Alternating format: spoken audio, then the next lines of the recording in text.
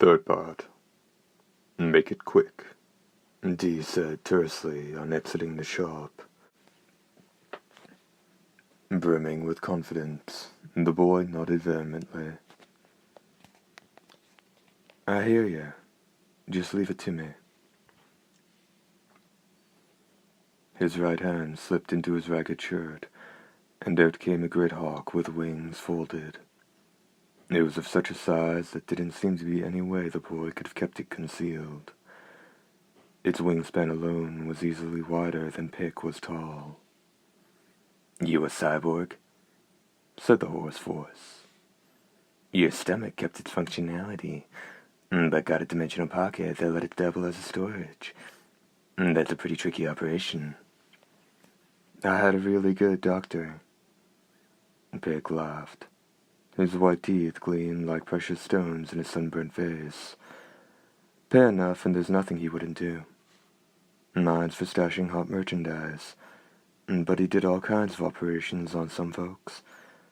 He was so busy. He just keeled over a couple months back. Couldn't even spare enough time to work on himself.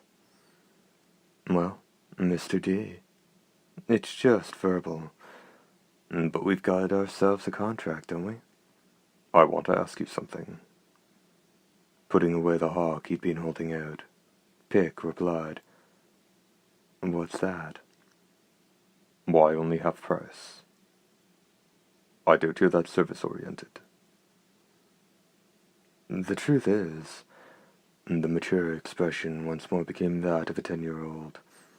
A look of naivete, unimaginable after his earlier words and deeds, came to rest on the boy's face. I'll tell you later. Then no deal. No way. I said half price. Tell you what, I'll settle for a third. How about it? Why the fire sale? The boy was cornered by the steely voice. Ease up, he said. You're embarrassing me. The boy laughed, but he realized he wouldn't be able to fool this one. He was out of his league. Averting his gaze from Dee, he rubbed one hand along the side of his nose. After 2 shakes of his head, he finally continued. Earlier, you had a girl riding behind you, right? I was wondering, would you introduce me to her? Dee was expressionless. His left hand groaned. What? And sputtered out a laugh. I've heard of pearls before swine and blood from a stone, but this is a shocker. Beauty and the Brat? Oh, that's rich. Hey, Dee, let's make his wish come true. Left hand still clenched tightly. The hunter said, I'll pay the going rate for the hawk. Forget the other part. No way. Pick shot back, scrutinizing Dee. No, actually glaring at him. But the challenge instantly melted from his eyes, easily settling the match. Still, the fight hadn't left the boy entirely. I don't care how handsome you are, he said. Don't be so full of yourself. There's more to a man than just his face. Dee silently gazed at the youthful face, which was now the very picture of truculence. Pick froze. They were in different leagues, too different. Okay, Dee said. His left fist weakly exclaimed, What? The boy was speechless. Lowering his hands and spreading them wide, the boy let his jaw drop as he stared at Dee. What's wrong? Dee asked. But as the boy remained as he was, the hunter clapped him lightly on the shoulder. Suddenly Pick had a blank look on his face.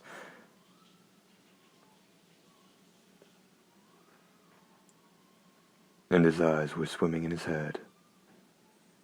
Apparently he'd been so surprised he'd nearly fainted.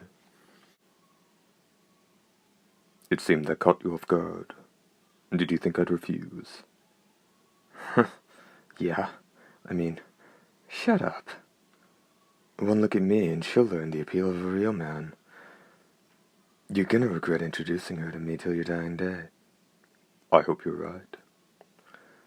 It was rare for Dee to play along with anyone for so long. In fact, it was nearly miraculous. And the fact that his left hand held its tongue was proof of that. Maybe he was just working up his fight, but Pick bared his teeth and growled, and then gnashed them repeatedly. Okay, let's go then, the boy said, turning in the direction of the hotel. Catching him by the collar and hauling him back, Dee said, First, launch that hawk for me. Got a camera and armor. Right here. Just leave it to me. From the vicinity of his solar plexus, Pick then produced a miniature video camera and basic armor for the bird. The camera was equipped with mounting hardware. You're well prepared, aren't you? Well, I get a lot of calls for this. So, what area did you want to shoot? The ground between Salvo Pass and the town. If it spots a foursome, have it follow them for a while and then come back. Sounds interesting, Pick said, his eyes alight with curiosity. Are you two being chased? If you are, hire me. I may not look it, but I pride myself on being pretty good with weapons. Hell, I'm 1,000,000 times better than the third-rate hunters in these parts. Get it in the air. All right. First, the business at hand. In less than 10 seconds, Pick had the armor on the hawk and the camera mounted. On seeing how deaf the boy was, the left hand murmured, Kid knows his stuff. After watching the bird wing its way skyward shortly thereafter, Dee then paid the boy. Well, just about time for the big event, the boy said, jubilantly rubbing his hands together. Sure you're dressed for it? Dee inquired. You mean something's wrong with what I got on? Of course so, said the hoarse voice. It's bad enough you're in rags, but you stink to high heaven, too. Now that you mention it, I haven't had me a shower in a while. But that's all right. There's more to a man than the way he the boy was saying, ready to march on triumphantly. Ready to march on triumphantly when he was once again snagged and dragged back. Isn't there an establishment around here that could take care of that? Asked he. There's a spa for women. They're okay with guy customers too, but I'll have none of that. I want the little lady to see me just as I am. Somewhere, someone guffawed. Have it your way, Dee said. But I'll have to stay there when you see her. Huh? After all, she's had a sheltered upbringing, said the hoarse voice. Can't have a punk like you from goodness knows where getting too close to her now, can we? To hell with that. That tears it. I positively ain't taking no stinking bath. I'll see her as I am. It's like this. It'll be a test to see if the little lady is any judge of men. The boy wanted to glower at the source of another guffaw, but all he saw was the hunter's left hand. You might have a weird little trick there, but you won't be making a fool of me for long, Dee. Just you wait and see if I don't have the little lady patting me on the head. And as the boy stormed away indignantly, behind him there was an explosion of laughter, as well as Dee's voice. Annette is resting now. Stop by the hotel in about 3 hours. Page break.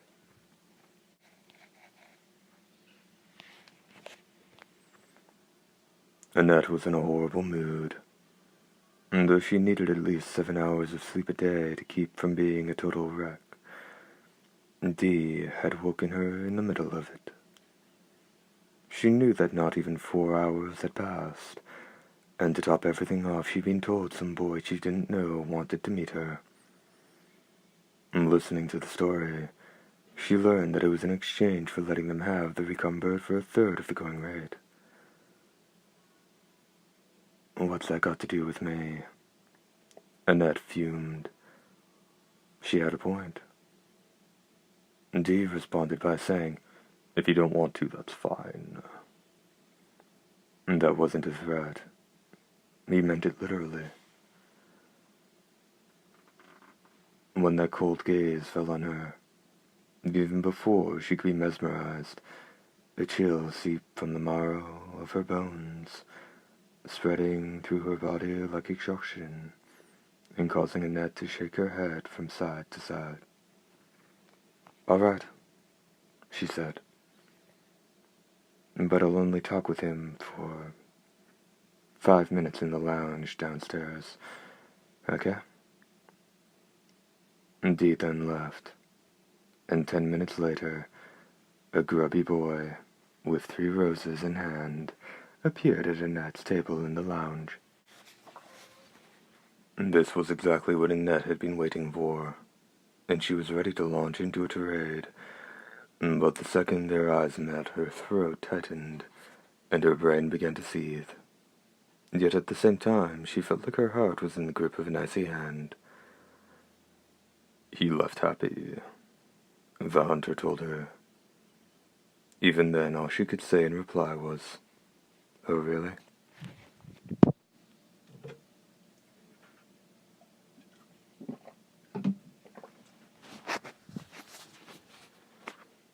The hunter added, "Get your stuff together. We're heading out." He said it so matter-of-factly. Wasn't this young man the same person who'd sent her into that ordeal? Suddenly she snapped. "You're supposed to be watching out for me, aren't you? Yet you barely let me get any sleep at all, and you set me up on a date with a filthy urchin."